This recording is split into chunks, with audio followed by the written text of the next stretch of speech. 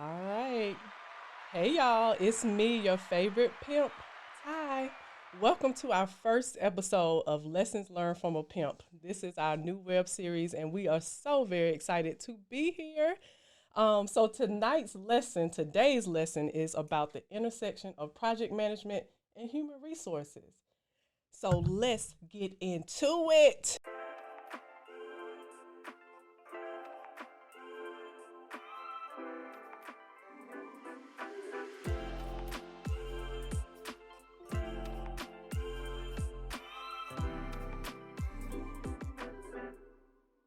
Miss Ardie Harrison.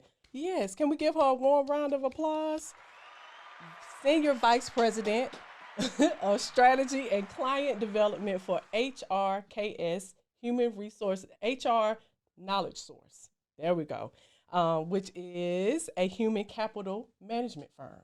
And Miss Arty, you are a talented HR professional. Tell us some more about yourself. Well, thank you. It's an awesome pleasure to be with you here today on your first show, and it's just an honor, and I want to thank you for that personally.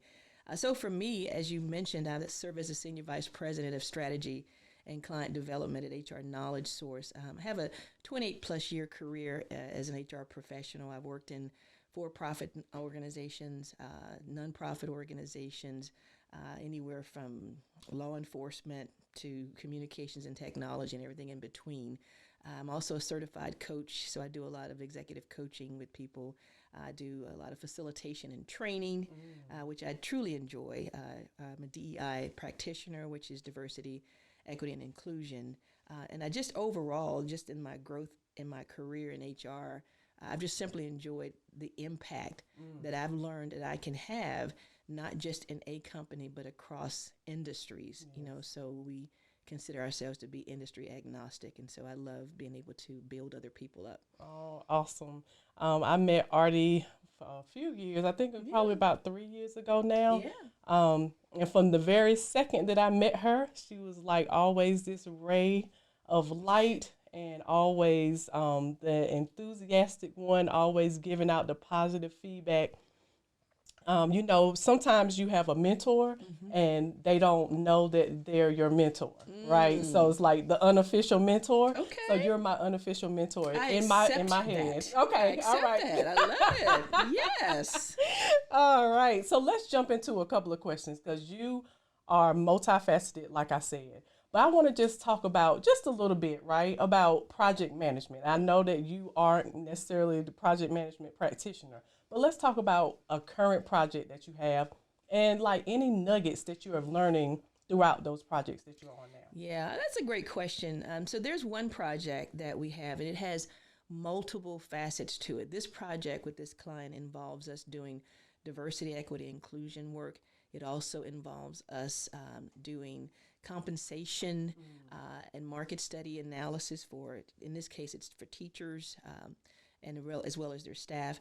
It also involves performance management, which is a redo, an overdue, an evaluation of their performance management.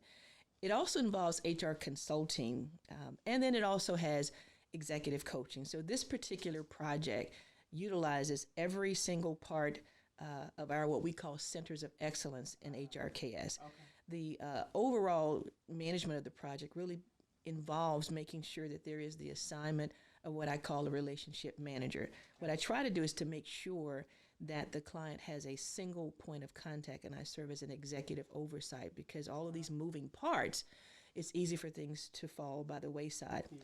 So what I do is I look at each project and I look at where are the skill sets and which are the individuals that have, well, I would say this as a passion area, this as a skill set, but more importantly, I look at whether or not certain consultants are a match for the client. It's almost like finding someone that's a match for a job. It's got to be the right fit. Mm-hmm. So while I have a repository of consultants to look at, I have to look at the ones that are going to be a good fit for that client. Gotcha. So I drill down on the project, and when it comes to the performance management, it's looking at who has the skill set and what's the deliverable for that client. What's the process we need to undertake, and has this person actually had that particular experience?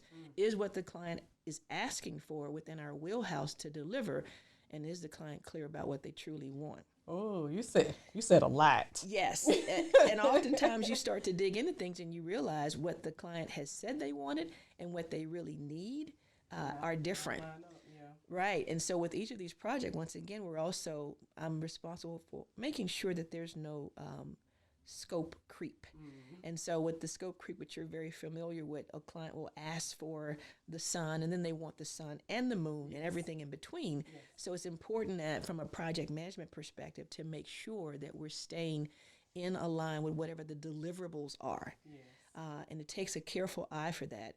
So this project, as I mentioned, it involves performance management. Then it also has a compensation factor. So there was data that the client already had from a market study, but we needed to take that data and be able to balance it against the education industry, such as teachers and things of that nature. So it required a little bit more research because the goal for them was to make sure if what they are actually paying their teachers was competitive in their particular arena, because they're more like a charter kind of a school. So it was a little bit different. So with all of these different facets in the project, it was important for me to assign and define what the deliverable timelines were. So the beginning process was estimating how much time it would actually take. And so that's a whole nother set of factors to consider, estimating how much time would take, but also making sure at each part which ones could start simultaneously and which ones need to start while another one may have ended. And so in analyzing that, the HR consultant could start immediately because we could do that overall. So you have someone that's assigned to do that. The performance management piece was a bit of a delay because the other part of this project also involved the recruitment. We were literally doing recruitment to find a diversity, equity, and inclusion director. So we needed to get that person in place and hired before we started the diversity work for the client, because it would be this person that we hired would be the one driving the internal diversity for the client themselves. And so, this is a project, like I said, probably one of the few that touches every area of everything that we do. So there were a lot of people involved in different parts of this project. Some portions of it have completed and others are still ongoing. But what I've also found with this project is some of the unintentional delays in dealing with the client has allowed us to get a little bit off schedule, which that in of itself has created a few challenges that we're working through.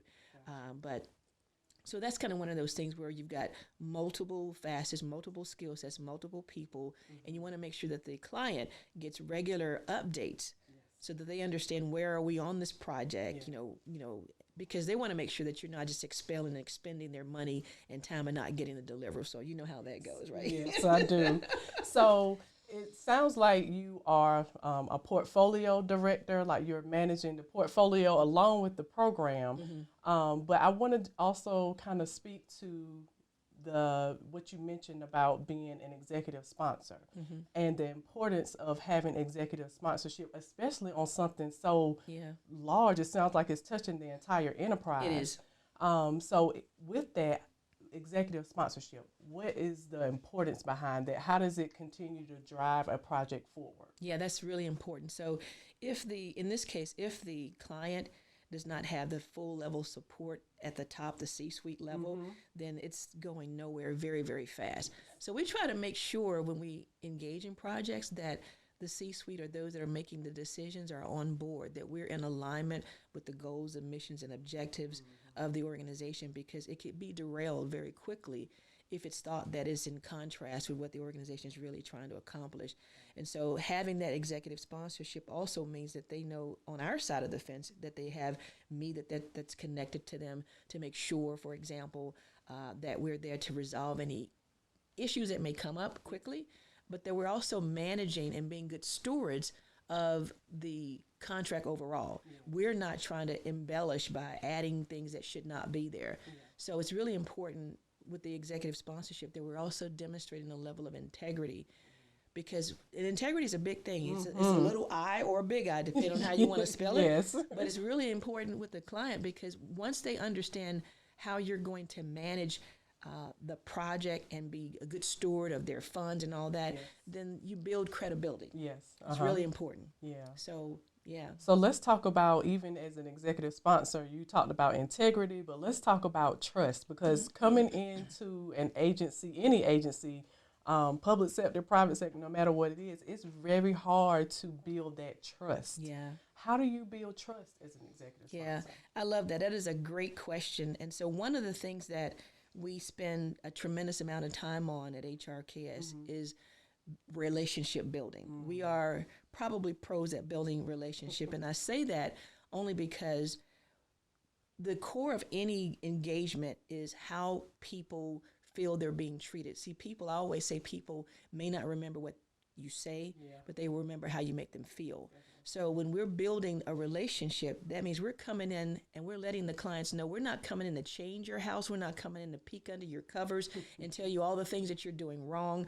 We're not trying to let you know you're the worst in the industry. What we're doing is we're partnering with you. And that partnership means that we want to gain your trust. And to gain your trust, that means that we have to deliver on what we say. We have to, when we see stopping points or issues in the process, that we bring it to your attention. We don't hide things. We don't try to wait till we get to the end and try to increase the cost based on what we could have told you in the very beginning. If we see that things are trending where this projected contract is going to end up being far more than expected, we stop right where we are. We have that conversation because we want to build trust to let you know along the way, these are your dollars, but these are the deliveries that we've promised.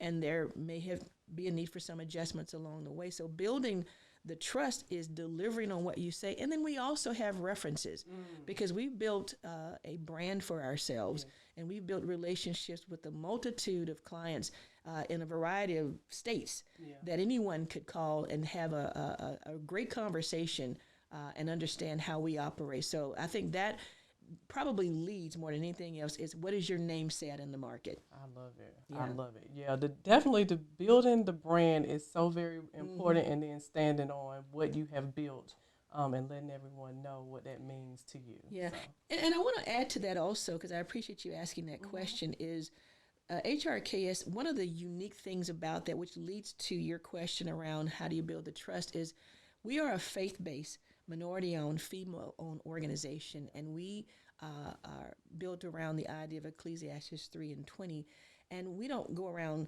preaching the Bible and all those types of things. What we mean by that when we say faith-based is it's the level of integrity in which we interact with the people. Everybody believes in something, and what we believe in is the way we treat people and our clients is a reflection of us. And so we utilize that not only in our interactions with our clients, but also internally within the organization. So building trust and being trustworthy means how do you treat people and how do they see you and what does your name say in the market? So. Yes, definitely. So you mentioned before about issues that could potentially come up. So I'm always like big on risk. Yeah. That's the first thing I do when I go in with any project, even before a kickoff. Like, let's talk about potential risk. Right. So how do you manage risk on, again, such a large scale and maintaining trust, right? Yeah, So. that's an excellent question because the risks are always there. So, along the journey, you make some misestimations around what you thought it would be. What happens, though, when it comes to measuring risk is anticipating what the client may not have mentioned.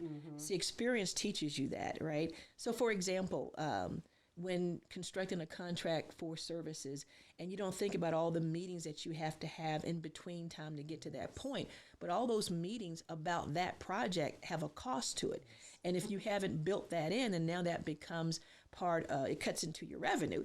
And so therefore, the risks of you not making a profit have a lot to do with how you may not have constructed that contract or that assignment or that engagement in the beginning. Right. So we measure risk by past experience. We measure risk by anticipating what we hadn't before. And because a lot of what we do, we've done it before, it tells us a story about what we need to anticipate for.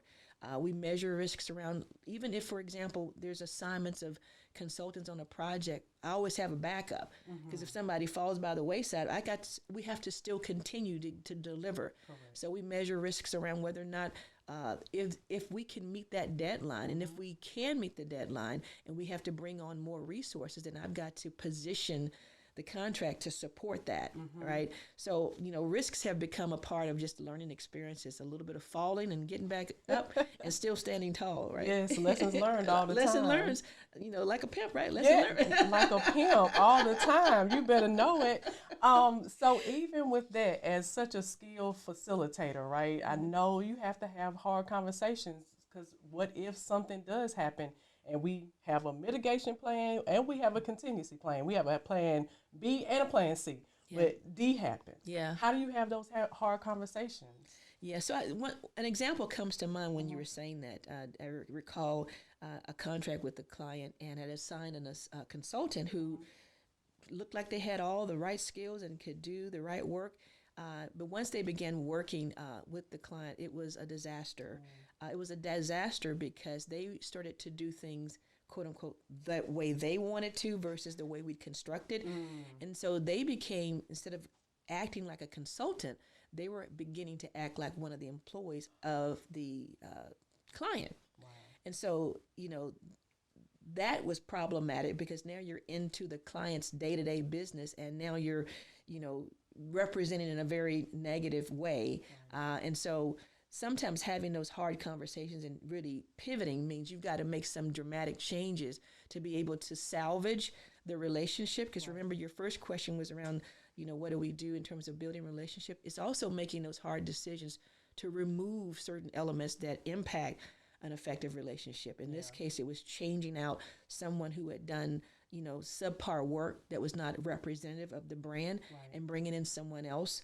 But me coming in as an executive sponsor to do a little bit of damage control and letting that client know this is not representative of how we operate. And just maybe there's egg on your face, but be okay to accept that. Be okay to acknowledge that, there's not perfection here, but we're working every day to perfect. Right. And the acknowledgement always helps with your stakeholders inside of the company, because they, most of the time, they do understand that, hey, you're not perfect. Hey, we're all humans. Unless it's, now I have had some clients that, they want you to be superhuman. And I'm just like, well, at the end of the day, one leg at a time is how I put my pants on, just like you. That's right. But I think it's the transparency that really helps to also foster that trust, like you said. Yeah, I love that, because you're right about not only the transparency, but it's also about acknowledging that we, for example, constructed this service solution in the wrong way because there was certain information that the client didn't give. And you start to get into it and you realize, oh, this is a whole lot more. That's a whole nother contract. But being transparent up front and not proceeding with the engagement and then starting to begin to charge, the client. Like, integrity means a lot.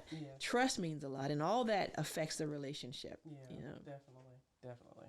So even when it comes down to everything that you do as a leader, right? We have to show up with certain leadership skills. And I know leadership is big on the HRKS side. And even because you all are faith-based, even more, it's like you have to stand in, like you said, your integrity and the things that you believe in. But what is a leader to you? What does leadership mean to you? Yeah, that's an excellent question. And I would say that, I would answer that by saying we're all leaders. What I mean by that, I tell people all the time that as a leader, you're always on stage. You're always being watched. So all of us, whether you have a leadership title or not, you're always being watched. Now, from the perspective of a leader, as you're asking me now, I would say a leader is someone that even when someone's not watching, you're acting with integrity. You're treating people, seriously treating people the way you want to be treated. You are not someone who is afraid to roll up your sleeves and help when the team needs help. You value the perspectives that others bring to the table. Just because you're a leader does not position you to have all the answers. You can't get all things done by yourself. Otherwise, you're just a team of one and you're leading yourself. A true leader is someone that is empathetic, that can acknowledge I was wrong, that can bring a team together when there's conflict and be able to resolve it before we all lay our heads down and leave in discord, and be able to acknowledge that everybody has value. A true leader also uses a servant type of attitude, a servant leader, one that says, while I've been given this opportunity to provide skill sets from a leadership perspective, I'm also more than willing to hear what you have to say. We can try it your way. You value what others bring to the table without minimizing them. And a true leader doesn't need to tell you that they're a leader, because by the demonstration of how they show up every day, they are a leader. Right. Yeah. Right. So even with that being said, I loved everything about your response, but some people still don't realize that they are leaders. Because I believe I was probably well into my teens before anybody ever said to me, Ty, you are a leader. You have leadership qualities. You know, so it kind of throws you off because you hear the word all the time. Yeah. But how do you build up leadership in your team, on your teams? Yeah, part of that has to do with I have a knack for, maybe just become from experience, for recognizing talent and leadership skills. And so the way that we do that, and specifically the way that I do it, is I create opportunities for people to do things perhaps that they've either always wanted to do or haven't done in a long time, and I show them that I believe in them. And I give them the level of support that even when it doesn't go right, let's talk it through. What can we do different, right? Okay. So it's believing in people, even when they don't believe in themselves. It's allowing people to say falling is a part of growing.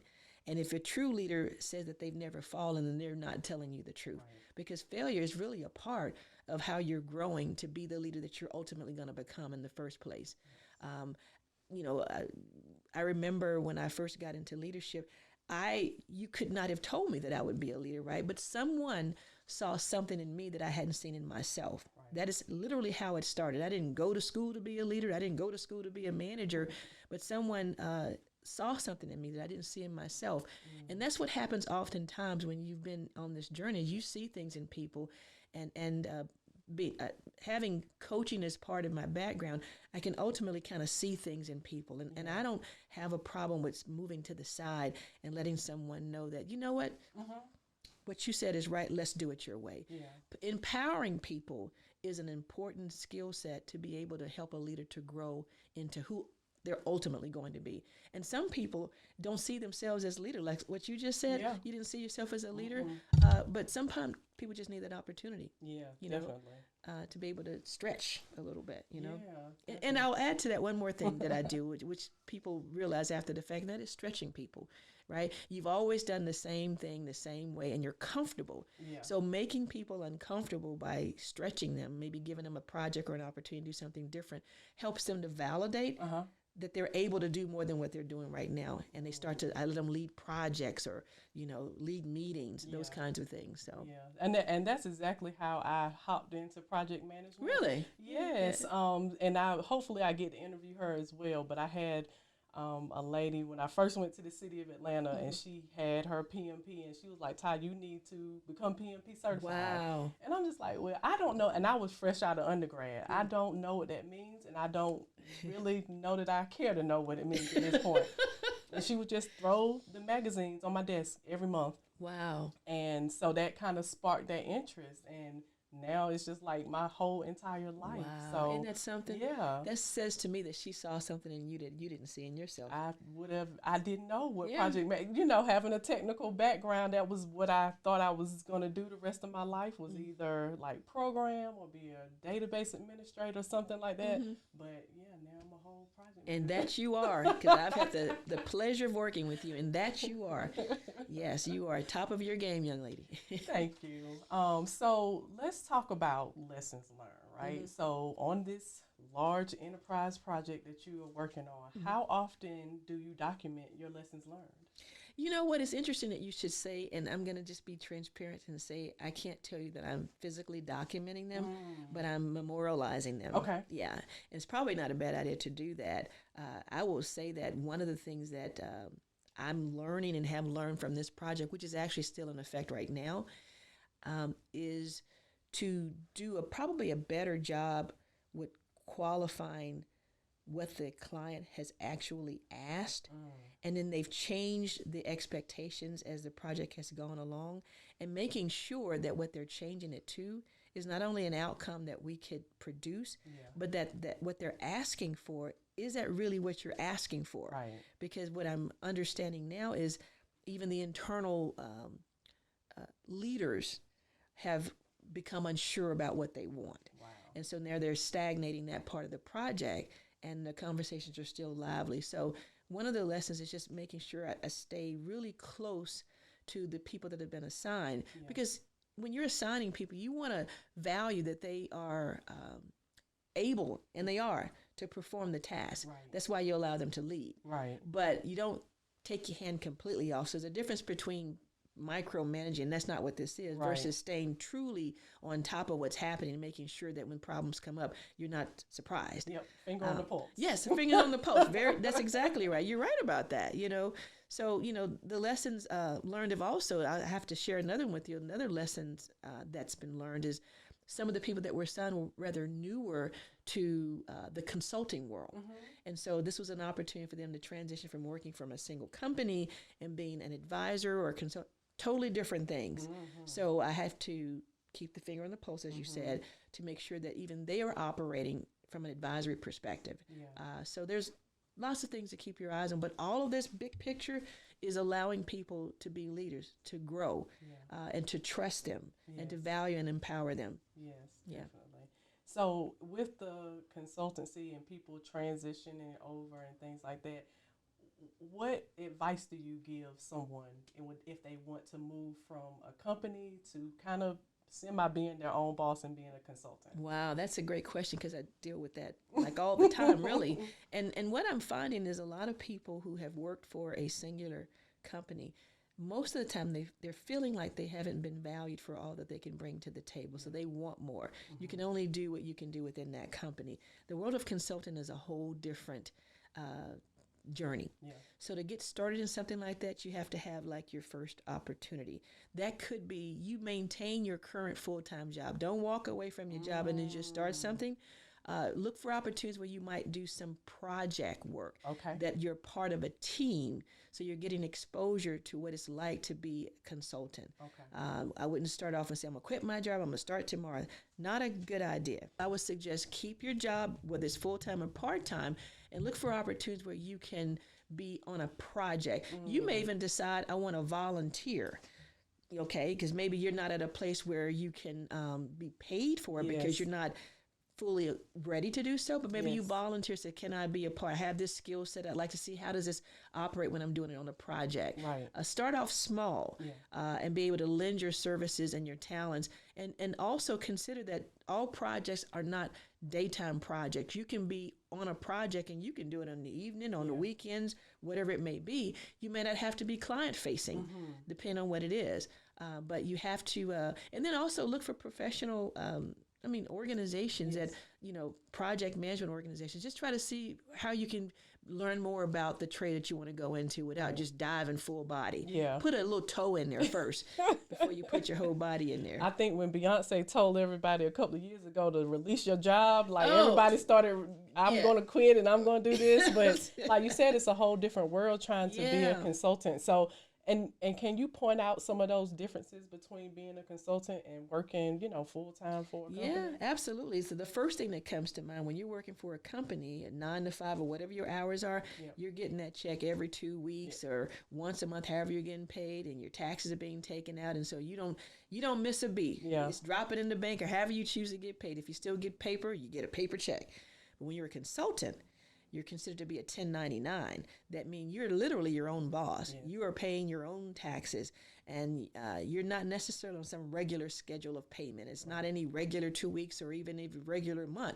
It's based on the projects that you actually do. Yeah. And then you're literally working for yourself, meaning that you've got to prove and deliver, and you may not get paid until after you've completed that project, depending on how you set it up. Right. Yeah. So you've got to, when you start in this journey, you've got to prove yourself first. You're not a known entity when you start. Yeah. So that's why I'm saying get on a team, work on a project, but going full-fledged body in without some traction behind you or a brand or whatever, it's probably pretty risky. Yeah.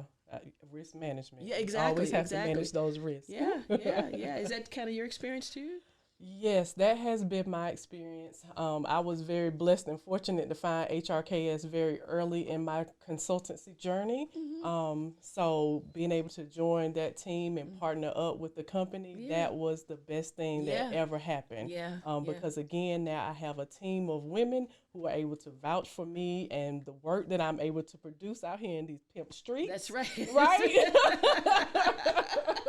So but I'm not gonna lie. I did kind of jump all the Oh, way in. did you really? Yeah, I did. Wow. And I went. you got your own lessons learned. Yeah, I jumped all the way Ah. in. But it was I did. I am married, and we did have a lot of conversations about it. Yeah. But then COVID happened Yeah. also, so I think probably COVID slowed me up just a little bit. Yeah. But again, once everything got rolling and I was able to be introduced to the right people, nothing has ever stopped since then. Oh, So it's that been is a great awesome. journey. I'm super proud of But you. yeah, I do have some lessons learned on the back I end. bet you did. You're gonna have your own. You're gonna be switching chairs back and forth. What's the Back lesson and learned? Exactly. Have a conversation with yourself. Right. Tell yourself All right, Artie. So I think we are going to get ready to close this thing on out. So give us a piece of advice that you would tell, younger Artie, because you said 28 years in the industry, which is unbelievable. Yeah, You yeah. sit here and look like you are. Thank you. I 15. appreciate it. No. Thank you. I love you already. That's a loaded question. There's a lot. Mm-hmm. If I were to tell the younger version of Arty, who you just said was 15, so I guess I'm talking about the 5-year-old version. I don't know. I guess one of the things I would say is believe in yourself. Ooh. Believe in yourself, because I tend to sometimes not receive acknowledgement because I'm so hard on myself. Mm-hmm. So believe in yourself. And also, what you know is what you know. No one can take away the knowledge that you've gained. And don't be afraid to take risks on learning something new. You won't be an expert when you first start. You become an expert when you continue to learn and to do it over and over again. And be okay with falling down, because the opposite of falling down is getting up. Yes. And it's okay. Yeah. Yes. And also being able to connect with people that will give you the opportunity to try out this new thing and mentor you. I would tell the younger Arty to connect with a mentor, someone that's willing to invest in you and give you that experience, and then you make your own way from there. Yeah. And then the last thing I would tell the younger version of Arty is to always stay humble. Always stay humble and always put God first, because that's the thing that's worked for you then, and that's the thing that works for you now. Yes. Oh, goodness. You're going to make me open the questions all the way back up. You can. I'm still here. I'm still here. Take one. and it's very weird that you say to not be so hard on yourself. I just had the same conversation with my 16-year-old yesterday, because she's getting ready to go to prom and it's getting ready to go to college and driving. So it's like all of these milestones are happening at one like time. Every 10 seconds, driving me crazy. And she was having a little meltdown, and I'm like, after she finished, you have to give yourself grace. Yeah. Because if you don't give yourself grace, no one else is going to. Yeah. So you have to extend that to yourself and to others, but it has to come from us first. Yeah. So And when you're talking like that, it's like, what does giving yourself grace look like? Like giving yourself the opportunity to, not get it right, not do all things. You can't be all things to all people. Right. Learn that no is an answer, and saying no can protect you from overextending yourself, because at the end of the day, you got to take care of self. Right. Self-care is not a joke. It's a real thing, It is. Yeah. So how do you practice some self-care? Oh, that's a great question. Yeah, I've learned that that's not a nice to have. That's a necessity. So my self-care involves getting massages, pedicures, manicures. I play tennis regularly. I'm on a bowling team. I cycle a lot, and I just try to eat right as much as I can. For sure, drink a lot of water. I walk a lot, but I try to do things to keep myself, in a space when I'm feeling stressed. I love to listen to music like jazz or whatever. I love to dance. I don't get a chance to do that a lot. But and the other thing I do is I like to joke a lot. I like to make people laugh. So, And you do a great job with I'm it. laughing all the time. You know? So are you a Peloton cycler or are you a real No, I'm outdoor out there on the cycler? bicycle, See, I'm- 16, 20 miles. I'm Oh, that okay. girl. I barely Yes. can make it on my Peloton, Yes. like 5 miles. No, Like I my love to thighs get are out there. burning. Like, Yeah, absolutely. Yeah, I played tennis last weekend and I wore it out too. Oh, Yes, I yes. did. But anyway, that's another story. This is not about tennis, right? Okay. I mean, maybe not. So tell us how we can find you on social media. Okay, well, you can find me through HRKS. I would go to Okay. www.hrksllc.com. It's the same handle for Twitter, which is HRKSLLC. You can find me on LinkedIn at Ardie Harrison, Ardie Harrison. I encourage you to connect with me. I'd love to connect with you. And, you know, that's the way to get to us. It's HR Knowledge Source. Yes. You can look at it for the full name. Check us out on our website. So appreciate this time with you. This is appreciate amazing. the time You with are you, too. awesome. You are too. No, I'm you telling are. It's your turn. No, you are. No, but you are. Oh my goodness. I'm again ever so grateful and humbled that God placed you in my life again so very early in my journey of being a consultant and being out here. Because you have definitely inspired me. I didn't know that. You I have- did not know that. Well, I'm telling you, motivated me. I told you, changed my perspective about myself. Wow. You know, Wow. and how I do things and how I carry myself. So I appreciate it. Well, I am humbled by that. And since we're live and this is on the air, like I did not know this audience. I had no idea. This is my first time hearing this, and I'm elated by it. But I'm also very humbled by it. Yeah. And I think, if I may say, I think that God connects you to the people that you're supposed to be connected to at different stages of your life. So 10 years ago would not have been the right time for us. Now, when it happened, was the right time. And so I'm all the better because of it, too. Yes, awesome. So thank you again, Arty. Lessons learned from a pimp. We appreciate you being here, being the first pimp. Go ahead and pop your collar like the pimp All that right, you are. where my Pop money it. are good. I'm just Oh goodness. You can find us on LinkedIn at Her PM, and we will stream on all the platforms.